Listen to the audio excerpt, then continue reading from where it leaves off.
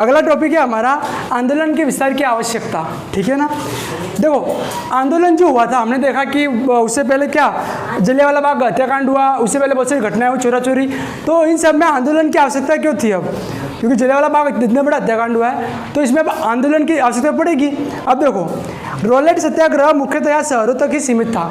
जो Rowlatt act के खिलाफ जो सत्याग्रह हो रहा था, सत्याग्रह मतलब सत्य के आधार पर क्या करो आप, जन आंदोलन, वो क्या है सत्याग्रह। तो जो सत्याग्रह है किसी खिलाफ, रॉलेट एक्ट के खिलाफ, वो किसके जो वो था सिर्फ शहरों में। कहाँ तक था? शहरों में। महात्मा गांधी को लगा कि भारत में आंदोलन का विस्तार होना चाहिए। अब महात्मा गांधी ने सोचा कि रॉलेट एक्ट के खिलाफ जो आंदोलन चल रहा है, क्या चल रहा है? आंदोलन। जो हम सत्याग्रह कर रहे हैं वो अभी कहाँ तक सीमित है? शहरों तक। हमें उससे गाँव में भी ले जाना चाहिए। उनका मानना था कि ऐसा तभी हो सकता है जब हिंदू और मुसलमान एक मंच पर आए। लेकिन उस समय गांधी जी ने सोचा कि यार हम शहरों में तो कर रहे हैं, गाँवों में भी हम जाएंगे, लेकिन दिक्कत क्या आ रही है कि यहाँ पे हिंदू और मुसलमान क्या हो रहे हैं? आपस में लड़ रहे हैं। जब तक हिंदू और मुसलमान एक नहीं होंगे तब तक क्या ये हो सकता है? ये पॉसिबल नहीं है। अब आता है आपके अगला पॉइंट, खिलाफत का मुद्दा।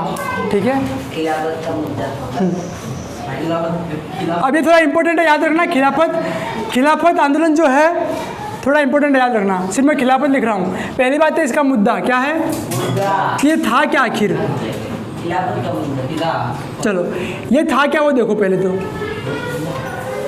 खिलाफत शब्द खलीफा से निकला हुआ है, जो ऑटोमन तुर्की का सम्राट होने के साथ साथ इस्लामिक विश्व का आध्यात्मिक नेता भी है।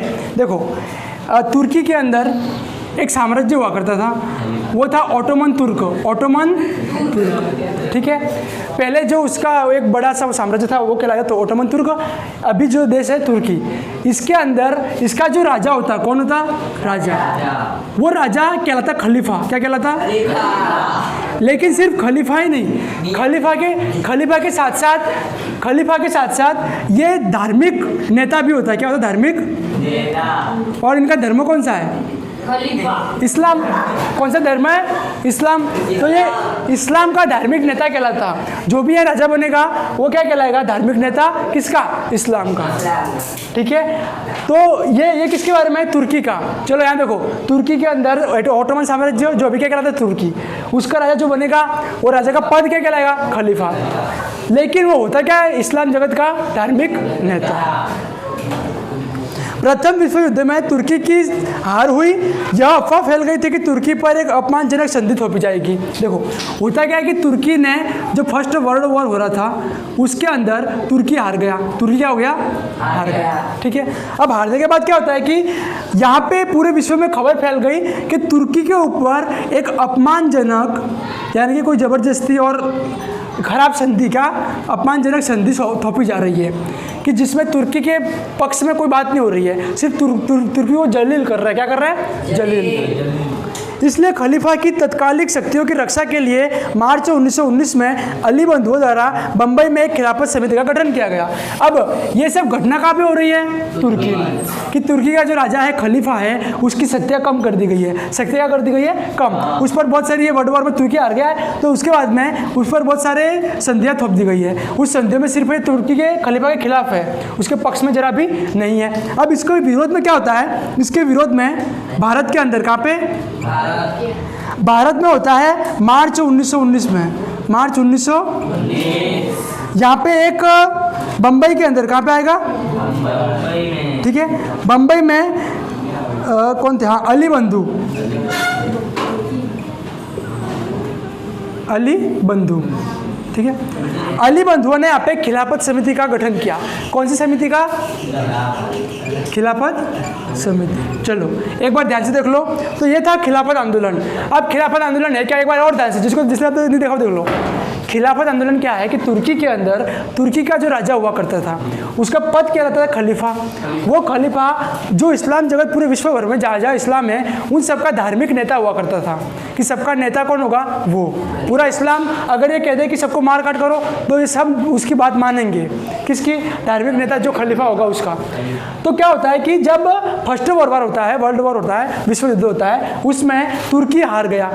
तुर्की के हार के बाद अब जो बाकी यूरोपीय देश थे उन्होंने तुर्की पर बहुत सारी अपमानजनक संधियाँ थोपी। रोहित बंद कर दे। बहुत सारी अपमानजनक संधियाँ थोपी, ठीक है। उस संधियों का विरोध करने के लिए भारत में भी अब भारत के मुसलमान भी इसको अपना धार्मिक नेता मानते हैं, भले ये विदेश में है लेकिन नेता तो मानते हैं, धर्म के आधार पर धार्मिक नेता। तो इन्होंने क्या किया, यहाँ पे जो अली बंधु थे, दो भाई थे, उनका नाम क्या था, अली बंधु। दोनों मिला के अली बंधु, मतलब जैसे कि क्रिस है, क्रिस पंचाल है, तो क्रिस का एक भाई और है, तो हम क्या कहेंगे, पंचाल बंधु। कौन से बंधु, पंचाल बंधु। वैसे ये बंधु कौन से हुए, अली बंधु। इन अली बंधुओं ने मार्च 1919 में बम्बई के अंदर खिलाफत समिति का गठन किया और वही रैलियाँ निकाली और ये आंदोलन वगैरह किए। ये है खिलाफत आंदोलन, ये समझ गए, ये मुद्दा है। अब देखो, हाँ शाबाश। अब एक खिलाफत, अब महात्मा गांधी ने क्यों खिलाफत का मुद्दा उठाया। अब ये तो अली बंधु कर रहे थे, इन्होंने समिति का गठन करके आंदोलन के लिए किया, लेकिन महात्मा गांधी ने इनका साथ क्यों दिया। देखो, रॉलेट सत्याग्रह की असफलता के बाद से ही महात्मा गांधी ने पूरे भारत में और भी ज़्यादा जनाधार वाला आंदोलन खड़ा करना चाहते थे। उन्हें विश्वास था कि बिना हिंदू मुस्लिम को, हाँ चलो देखो, मैंने आपको बोला कि महात्मा गांधी की इच्छा थी कि जो शहरों में आंदोलन चल रहा है उसको गांव में ले जाए, लेकिन गांव में क्या है, हिंदू मुस्लिम आपस में लड़ रहे हैं, तो उनको एक करना जरूरी है। अब गांधी जी को यहाँ से एक हिंट मिल गई, उनको लगा कि यार हिंदू मुस्लिम वैसे ही लड़ रहे हैं, तो क्यों ना मैं कुछ ऐसा करूँ कि अभी ये तुर्की के जो खलीफा के विरोध में जो आंदोलन चल रहा है भारत में, कुछ मुसलमान आंदोलन कर रहे हैं, तो मैं उनके साथ हो जाऊँ। अगर मैं मुसलमानों के साथ जाऊँगा तो इससे मुसलमान खुश होंगे, तो मुसलमानों को लगेगा कि हिंदू हमारे साथ है अभी, तो फिर बाद में वो भी हमारे साथ आएंगे। इस प्रकार हिंदू मुस्लिम में क्या होगी, एकता। क्या होगी, एकता। तो ये गांधी जी का विचार था।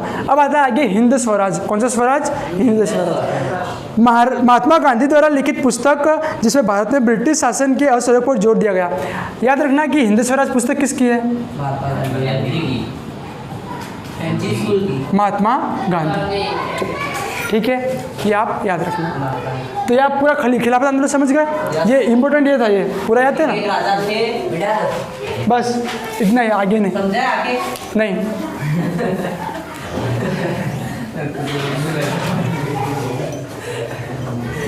चलो अब है असहयोग आंदोलन। कौन सा आंदोलन, अभी सारे पॉइंट्स इंपॉर्टेंट चल रहे हो ना, ध्यान से पढ़ना। चलो चलो मत कर, फालतू मत कर, बंद कर दे। अरे ये लाइट आई है, अरे चलो सुनो। अब असहयोग आंदोलन, मतलब उनकी किताब थी वो हिंद स्वराज, इतना ही था। अब है असहयोग आंदोलन। देखो पहला तो असहयोग क्यों, ठीक है, असहयोग मतलब अंग्रेजों को आप सहयोग क्यों नहीं दे रहे हो, रीज़न क्या है, असहयोग आंदोलन आया तो असहयोग क्यों।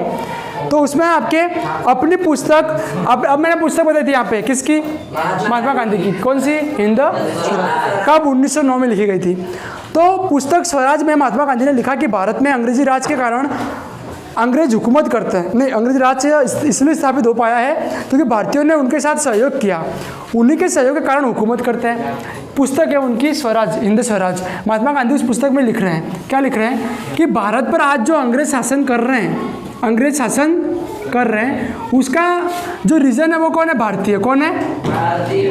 क्यों, क्योंकि देखो भारत, अंग्रेज जब भारत में शुरुआत में आए थे तब उन्होंने क्या किया कि आसपास के, पहले सबसे पहले अंग्रेज यहाँ पे आए, अंग्रेजों ने आने के बाद क्या किया कि यहाँ पे देखा, उन्होंने यहाँ पे देखा तो परिस्थितियाँ इतनी भयंकर थी कि यहाँ पे एक एक रियासत के राजा, एक एक गांवों के राजा, मतलब आपस में ही लड़ रहे हैं। देश तो छोड़ो, उस समय भारत पूरा हमारा देश ऐसा कुछ नहीं था उस समय, तो ये मतलब अपनी राजस्थान गुजरात ऐसे में कहता था बार बार, तो आपस में ही लड़ रहे हैं। तो उनको लगा कि यार ये बढ़िया है, इनको भिड़ा, मतलब यहाँ पे धर्म भी बहुत सारे हैं, जातियाँ बहुत सारी है और ये आपस में लड़ रहे हैं, और इनको लड़ाना भिड़ाना अलग करना बहुत आसान है। कैसे, एक को चढ़ाओ चने के झाड़ पे, चने के झाड़ पे चढ़ाओ, उसके खिलाफ लड़ाई करवाओ दोनों की, और हमारा क्या होगा, फायदा।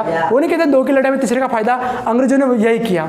क्या किया, फूट डालो राज करो। ऐसा करते करते एक एक राजा को आपस में भिड़ाते भिड़ाते भिड़ाते पूरे भारत पे कब्जा कर लिया। किसने, अंग्रेजों ने, क्योंकि उस समय हिंदू मुस्लिम आपस में लड़ रहे हैं, जैन सिख ईसाई ये सब लड़ रहे हैं आपस में ही, हिंदू के अंदर ही उनके धर्म आपस में लड़ रहे हैं। ईसाई अंग्रेज तो अंग्रेज नहीं लड़ रहे थे, ईसाई वाले नहीं लड़ रहे थे क्या? ईसाई लड़ रहे थे। कैसे? सुन, बता रहा हूँ मैं। ईसाई भी कैसे लड़ रहे थे? जो फ्रांसीसी थे वो भी ईसाई थे, पुर्तगाली थे वो भी ईसाई थे, अंग्रेज थे वो भी ईसाई थे, वो भी आपस में लड़ रहे हैं। ये कौन सा हुआ? ईसाई वाला। कोई बात बोलता हूँ मैं, मेरे को सोच समझ के बोलता हूँ, ऐसे नहीं फाक दिया कुछ, ठीक है ना। अब सुनो, यदि भारतीय सहयोग करना बंद कर दे तो अंग्रेजी राज 1 साल के अंदर चरमरा जाएगी और स्वराज आ जाएगा। गांधी जी का विश्वास था कि यदि भारतीय लोग सहयोग करना बंद करने लगे तो अंग्रेजों के पास छोड़कर भागने के अलावा कोई नहीं बचेगा। मतलब महात्मा गांधी ऐसा कह रहे हैं कि महात्मा गांधी के अनुसार कि भारत में अगर अंग्रेजी सत्ता स्थापित हुई है तो इसका नतीजा सिर्फ भारतीय लोग हैं, क्योंकि भारतीय लोग ने अपने फायदे के लिए, एक राजा दूसरे राजा को हराने के लिए अंग्रेजों का सहयोग ले रहा है, और अंग्रेजों ने फूट डालो राज करो की नीति अपना ली कि वो तो फूट डाल रहा है, राज कर रहा है। तो महात्मा गांधी कह रहे हैं कि अगर हम, जो भारतीयों ने इनका सहयोग दिया है, हम अगर अंग्रेजों का सहयोग करना बंद कर दें, कोई राजा, कोई किसान, कोई मजदूर, सभी अंग्रेजों का सहयोग ना करें तो अंग्रेज खुद अपने आप भागेंगे यहाँ से। क्या कर देंगे? भाग देंगे। सहयोग करना बंद कर दो, क्योंकि देखो बहुत कम जनसंख्या होते हुए भी हमारे यहाँ पे इतनी सारी जनसंख्या, अगर मान लो भारत में 100% जनसंख्या थी उस समय, तो इसमें ज़्यादा से ज़्यादा 7 से 8% अंग्रेज थे। पूरे अंग्रेज तो यहाँ नहीं गए थे। इतने 7 से 8% लोगों ने पूरे 92% या 93% लोगों पर कैसे कब्जा कर दिया? कब्जा करके रखा तो कैसे रखा? क्योंकि ये 92 और 93 आपस में एक होके नहीं रह रहे थे, इनकी कोई एकता नहीं थी आपस में। मैं कह रहा हूँ ना कि हिंदू मुस्लिम लड़ रहे हैं आपस में, जातियों के अंदर उनकी आपस में जातियाँ लड़ रही है, ठीक है। चलो, अब है असहयोग, आप ही समझ गए असहयोग आंदोलन, ठीक है ना।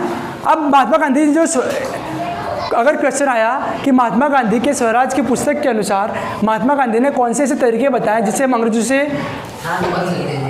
हाँ, अंग्रेजों के खिलाफ हमें असहयोग आंदोलन करना चाहिए, वैसे महात्मा गांधी की पुस्तक स्वराज में आपको कौन से वो हिंट मिलते हैं? तो आप बताओ क्या क्या मिलते हैं? कि अंग्रेजों का सहयोग कौन कर रहे हैं? भारतीय। अगर आज अंग्रेज शासन कर रहे तो इसका नतीजा के मतलब कारण कौन है? भारतीय। तो भारतीय अगर सहयोग करना बंद कर दे तो क्या होगा? हाँ, तो यही जो उनकी पुस्तक में लिखी हुई बात थी, उसी बात के कारण असहयोग आंदोलन फैला। देखो, असहयोग आंदोलन के फैलने के कारण पहला, प्रथम मैं लिख देता हूँ यहाँ पे।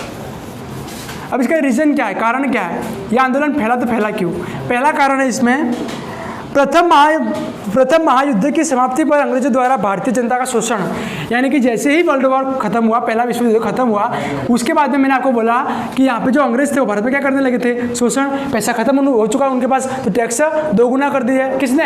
अंग्रेजों ने। सेकेंड चीज़ कि अंग्रेजों द्वारा स्वराज प्रदान करने को मुकर जाना। अंग्रेजों ने आपको पहले बोला था हमें कि विश्व युद्ध में आप हमारा साथ दो, जैसे ही विश्व युद्ध खत्म होगा हम क्या करेंगे? आपको स्वराज यानी कि आपको आज़ाद कर देंगे। लेकिन जैसे विश्व युद्ध खत्म हुआ, अंग्रेजों ने आज़ाद करने से ना बोल दिया। भारतीय गए कि बाबूजी हमें आज़ाद करो, भाग यहाँ से, कैसे आज़ाद करो? क्योंकि ये अंग्रेज क्या थे? बहुत दोगले थे। क्या थे? बहुत दोगले थे। अगला, दोगले मतलब कि बात से मुकर जाने वाले। तीसरा है रॉलेट एक्ट का पारित होना। कौन सा एक्ट? रॉलेट एक्ट पारित कर दिया। रॉलेट एक्ट था क्या? मैंने बताया था आपको। हाँ, जेल में जबरदस्ती।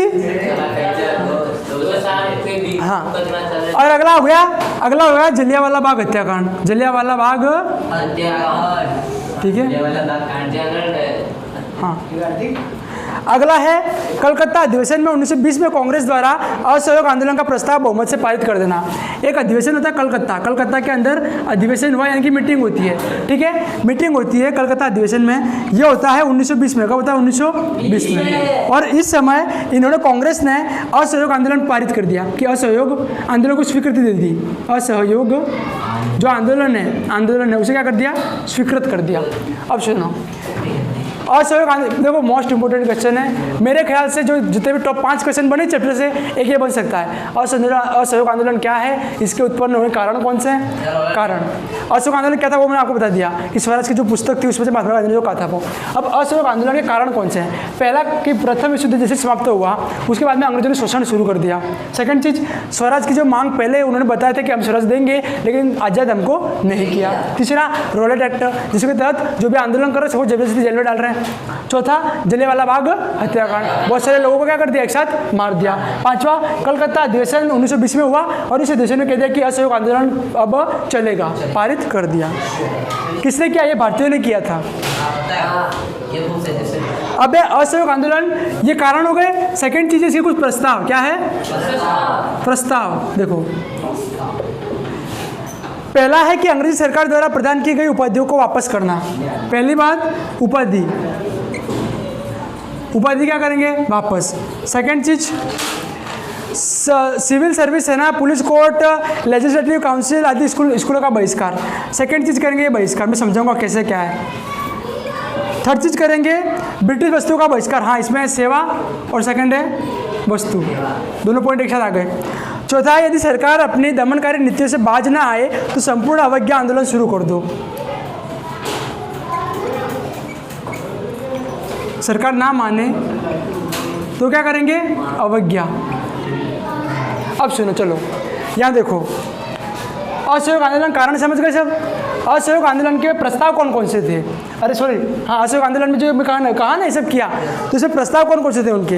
पहला प्रस्ताव था कि उपाधि, जो भी उपाधियाँ यहाँ पे राजाओं ने ले रखी थी, क्या करते कि अंग्रेज क्या करते, यहाँ के राजाओं को, राजा उनकी सेवा करते अंग्रेजों की, मतलब सेना भेजते, उनके लिए आसपास के राजा को हराते, अंग्रेजों के अधीन करवाते। उसके बदले में जो अंग्रेज थे उन्होंने क्या करते, उनको उपाधि देते, बहुत सारी उपाधि। आजकल भारत रत्न मिल रहा है, भारत रत्न मिलता है, ऐसे रत्न बहुत सारे नहीं मिलते हैं, वैसे इनको बड़ी बड़ी उपाधि देते, उपाधि के साथ पद देते बहुत सारे। तो ये सब क्या किया अशोक आंदोलन के राजा जो भी है, जो बड़े बड़े पदाधिकारी है, वो सब क्या करो, इन पदों को, उपाधि को क्या करो, त्याग दो। ये उपाधि क्या करो, त्याग दो, अंग्रेजों को लौटा दो, हमें उपाधि नहीं चाहिए। सेकंड चीज़, बहिष्कार करो, किसका? सेवाओं को। जो भी आर्मी में है, जो भी पुलिस में है, जो भी अंग्रेजों के अधीन सिविल सेवाओं में है, जिन जिन सेवाओं में नौकरियां कर रहे हैं, जितने भी भारतीय हैं, वो सब अपनी सेवाएं त्याग दो। क्या कर दो? त्याग दो। जो सेवाएं जो भी वो सब। अब जिनके पास सेवाएं नहीं है, जो मजदूर और किसान इधर उधर घूमते रहते हैं, मतलब जो बेचारे जो जिनके पास सेवा नहीं, अंग्रेजों का दिन नहीं है, लेकिन वो क्या करो, जो भी वस्तु आप यूज़ कर रहे हो अंग्रेजी वस्तु, उन सबका बहिष्कार करो। अंग्रेजी वस्तु मतलब शराब वराब नहीं, उस समय अंग्रेजी शराब तो सिर्फ अंग्रेजी पीते थे, हमारे वाले तो वही वो मोवड़े का वो सब करते थे। ठीक है ना? तो वस्तु, देसी वस्तु का उपयोग करो। इससे जो शराबी थे तो बहुत खुश हो गए, खैर देसी का उपयोग करने को बोल रहे हैं, उनको लगा कि ये दारू पीने की बात कर रहे हैं, ये बात ऐसी नहीं थी। तो वस्तु मतलब जो भी आप अंग्रेजी वस्तु, धोती, ये जीन्स पैंट पहनते थे, ये त्यागो, धोती पहनो, कि भारत में कल्चर धोती का था। हाँ, तो ये जीन्स पैंट ये सब अंग्रेजों का है, ये सब त्याग दो। महिला जो भी ये पहन रही है वो सब त्यागो। उस समय ये सब चीज़ें होने लगी। सरकार ना माने, अब अगला प्रावधान है कि अगर सरकार ना माने तो अवज्ञा करो। अवज्ञा, एक होता है आज्ञा, एक होता है आज्ञा, एक होता है अवज्ञा। आज्ञा यानी कि आज्ञा का पालन करना, अवज्ञा यानी कि आज्ञा का पालन ना करना। तो उन्होंने कहा कि अब अंग्रेजों की बात ही आप मानो मत, अंग्रेजों को कोई बात मत मानो। ये प्रस्ताव थे, समझ गए? प्रस्ताव किया जाए, अवज्ञा मतलब कि उनके आगे का पालन मत करो।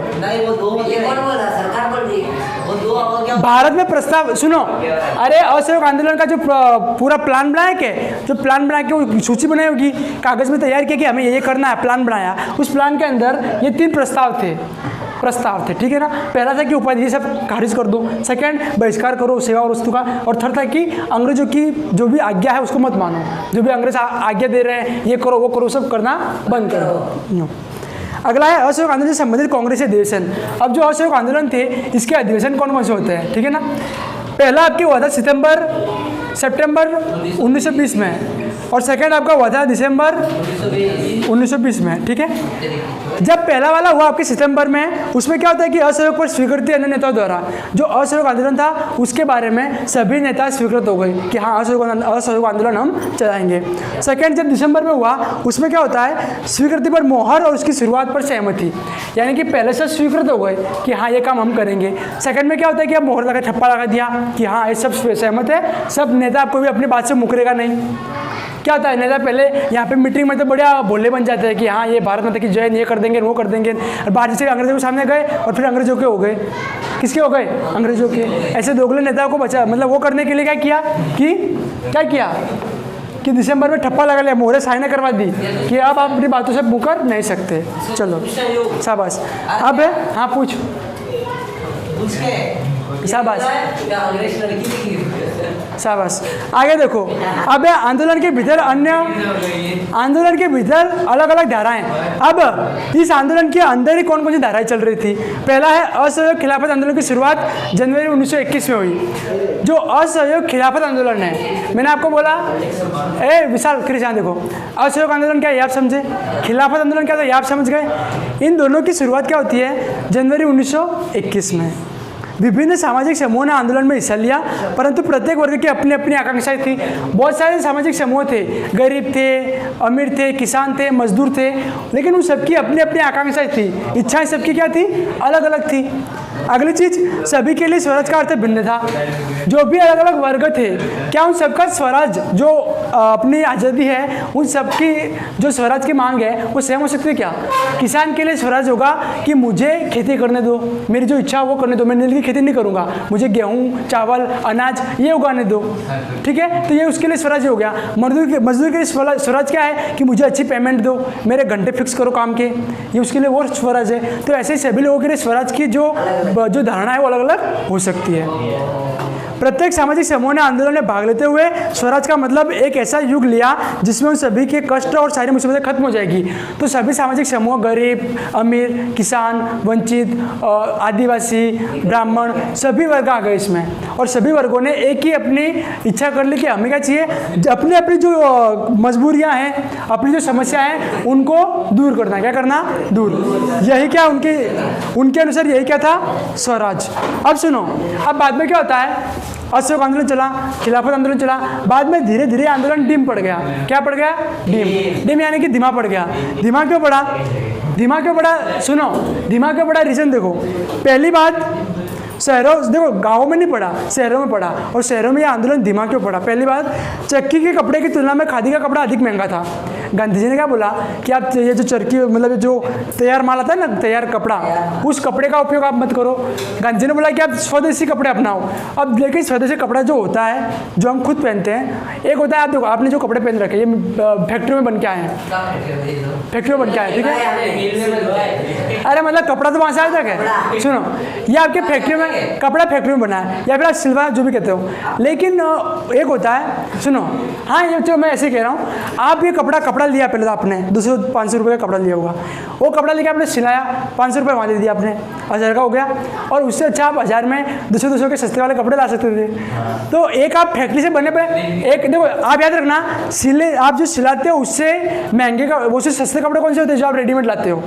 तो रेडीमेड वाले कपड़े जो फैक्ट्री में आते हैं उस समय भी क्या थे? सस्ते थे, और जो हाथ से उनसे सिल के जो महिलाएं बनाती थी वो क्या थे?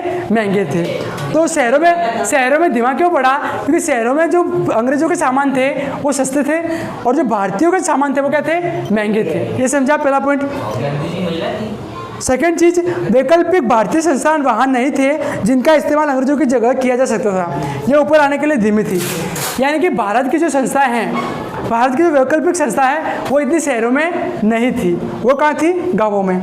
इसीलिए छात्रों और शिक्षकों ने सरकारी स्कूलों में वापस आना शुरू कर दिया, और वकील सरकारी अदालतों में, देखो अब उन्होंने क्या किया कि यार काम धंधा छोड़ दिया, शहरों में थे, आंदोलन कर रहे थे, देखा 1 दिन 2 दिन 4 दिन सड़कों पे घूम रहे हैं, आंदोलन कर रहे हैं, झंडा लेके निकल पड़े हैं, लेकिन कितने दिन करें?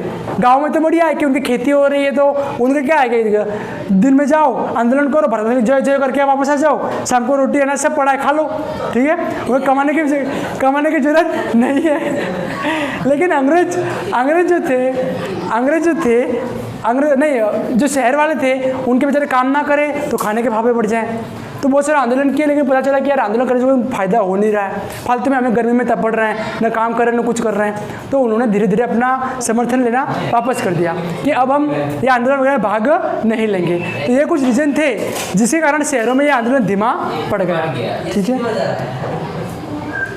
अब असहयोग आंदोलन की समाप्ति, तो फरवरी 1922 में यह आंदोलन समाप्त कब हुआ? फरवरी 1922 में यह आंदोलन महात्मा गांधी ने वापस ले लिया। महात्मा गांधी ने क्या ले लिया वापस? क्योंकि उस समय चोरा चोरी नाम की एक घटना हो गई। अब ये घटना क्या थी ये घटना वो आगे हम कल पढ़ेंगे।